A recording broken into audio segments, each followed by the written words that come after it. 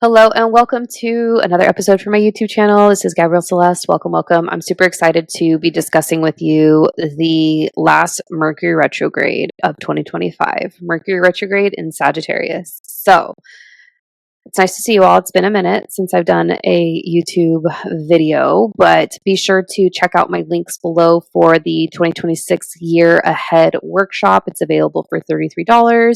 And then to check out my annual Black Friday sale, which ends on Black Friday, November 28th. And then also be sure to book your year ahead reading. So all of that will be listed below. And today we are talking about the Mercury retrograde in Sag. Full disclosure, I'm going to be looking at the key dates here on the side. But this one's really interesting because Mercury typically doesn't do well in the sign of Sagittarius. It's not always true. But it does have some challenges. So let's just get right into the dates. So this Mercury retrograde in Sag officially begins on Sunday, November 9th, and it begins at 6 degrees of Sagittarius, and it officially ends on November 29th at 20 degrees of Scorpio.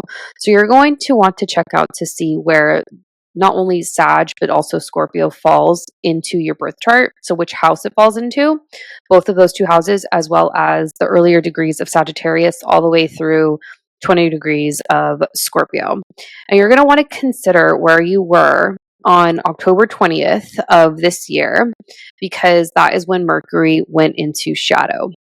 It officially and entirely leaves shadow after the retrograde on the 29th of November. It ends on December 16th. So we're kind of in this for a little bit, but I also think that this, even though it might be considered to be the most challenging Mercury retrograde of the year, I actually think it's a really great opportunity to close out 2025, because this one's a fine opportunity to do the shadow work and to go internal and so forth, just because this Mercury is going in between like Sag and Scorpio. It's interesting too, because it's actually an energetic preview of the Mercury retrogrades in 2026. In 2026, all of the Mercury retrogrades will be happening in water signs, which means, of course, the typical themes of miscommunication, misinterpretation, revisiting are going to be at the forefront, but it's also going to be a more energetically sensitive and a more emotional and a more just charged time in general. So key dates are October 20th. This is when Mercury entered shadow. We have the 9th of November. This is when the Mercury retrograde period officially begins. The Mercury retrograde ends on the 29th, which is a Saturday. And then the shadow period is officially over on December 16th. So be sure to add those dates to your calendar, what is really interesting about this particular retrograde is that there's also going to be what's called the Cazimi point happening on the exact day at the exact degree of the new moon in Scorpio on November 19th, which is a Wednesday.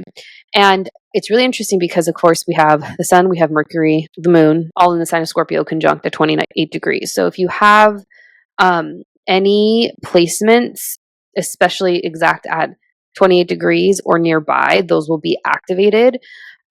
So you're just going to want to see if there's any parallels between October 20th and also the November 19th, which is quite literally exactly a month apart, just about. And see what's coming up for you in this period of time, just because this Scorpio season in general is especially charged, but it's even more charged this year because of the Mercury retrograde that's happening in this period of time at the same time. So, what is also interesting about this, I wouldn't necessarily say that there's any, I think it's good and bad. What I think is interesting about this is that in that period of time, there's going to be a lot of water constellations activated. I believe there's also a grand trine happening between Cancer, Pisces, and Scorpio. I forget which planets they're occurring between at that period of time.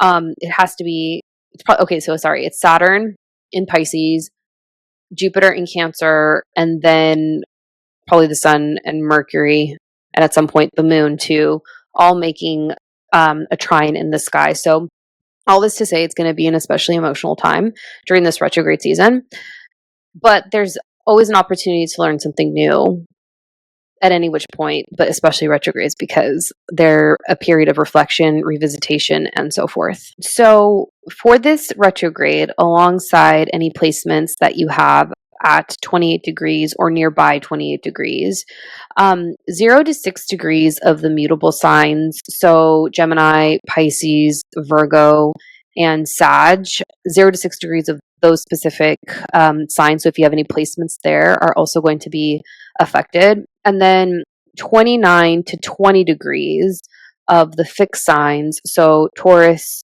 Scorpio, Aquarius, and Leo are also going to be in effect as well. Going off of my memory for those. So you'll be feeling this from the beginning to the end of the Mercury retrograde periods. I don't think this is anything to fear. I feel as though this particular Mercury retrograde, depending on how you look at it, if you go into it with more of a, like an elevated perspective and seeing it as a time in which you could take advantage and do the internal work, you're always going to be rewarded for that. And so, definitely taking advantage of this retrograde and going into it with that intention could be supportive. And that's what I have for you. And see you in the next one.